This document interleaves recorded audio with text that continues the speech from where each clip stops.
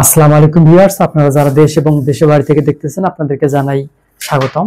আজকে আমরা অ্যাডমিক্সার সম্বন্ধে জানবো, কংক্রিট কেমিক্যাল সম্বন্ধে জানবো।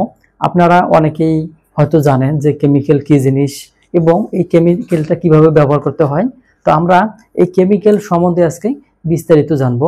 অবশ্যই আপনারা ভিডিওটি না টেনে শুরু থেকে শেষ পর্যন্ত দেখবেন। প্রথমে আসি আমি অ্যাডমিক্সারটা কি জিনিস এবং এই জিনিসটা কোথায় ব্যবহার করেন। আমাদের যখন আমরা কংক্রিটটা তৈরি করি, কংক্রিট একটা কি, কংক্রিট একটা পাথরের না একটা শক্ত জিনিস। সেটা আপনার সিমেন্ট, বালি, খোয়া এবং পানির সহযোগে কিন্তু তৈরি হয়। আমরা কিন্তু সবাই জানি আমাদের প্রথম যে স্টেপটা তা হচ্ছে সিমেন্ট। সিমেন্ট 2 নম্বর যেটা আছে সেটা হচ্ছে বালি এবং 3 নম্বর যেটা আছে এটা হচ্ছে চিপ খোয়া, খোয়া বা পাথর। তাহলে আমরা এটা খোয়া হিসেবে ধরি, খোয়া। 4 নাম্বার আছে ওয়াটার, ওয়াটার। এই যে আমরা 4 নাম্বার পর্যন্ত কিন্তু জানি। এরপরে আর একটা বিশেষ জিনিস থাকে, সেটা হচ্ছে অ্যাডমিক্সার।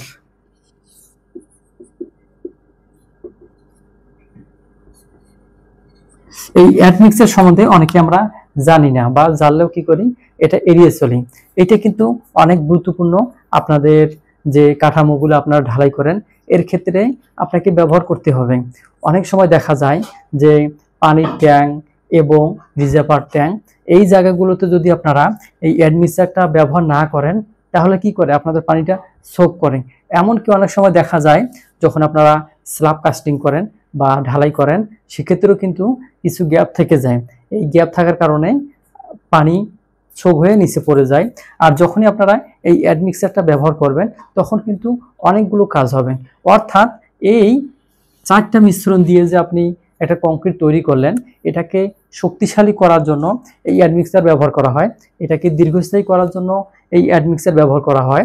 অনেক সময় দেখা যায় আমরা যখন রেডিমিক্সের ঢালাই করি তখন কিন্তু এই রেডিমিক্সটা যেই জায়গায় তৈরি হয় সেই জায়গা থেকে কার্যক্ষেত্রে আসতে অনেক সময় লাগে। এই সময়ের ভিতর কিন্তু আপনার যেই সিমেন্টটা, যেহেতু আমরা জানি যে এটা 30 মিনিটের পর জমাট বাঁধা শুরু হয়ে যায়, তো সেই ক্ষেত্রে যখন আপনার দীর্ঘ সময় রাখতে হয় তখন কিন্তু এই অ্যাডমিক্সারটা ব্যবহার করতে হয়।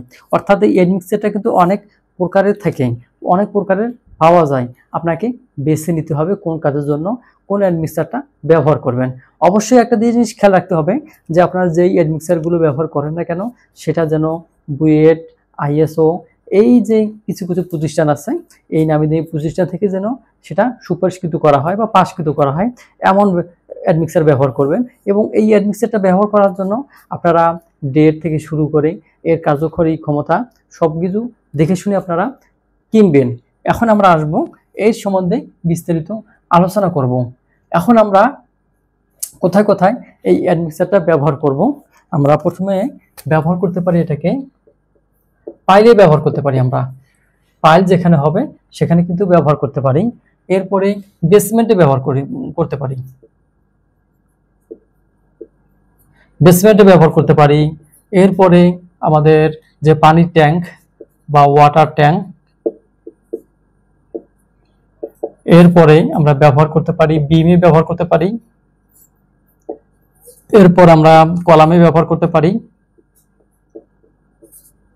এরপর আমরা ব্যবহার করতে পারি প্লাস্টারে, প্লাস্টার মর্টারে আমরা এই অ্যাডমিক্সারটা ব্যবহার করতে পারি।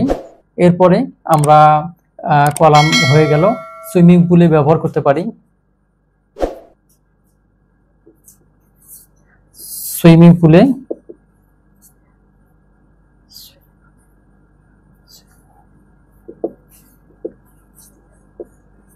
সুইমিং পুলে ব্যবহার করতে পারি।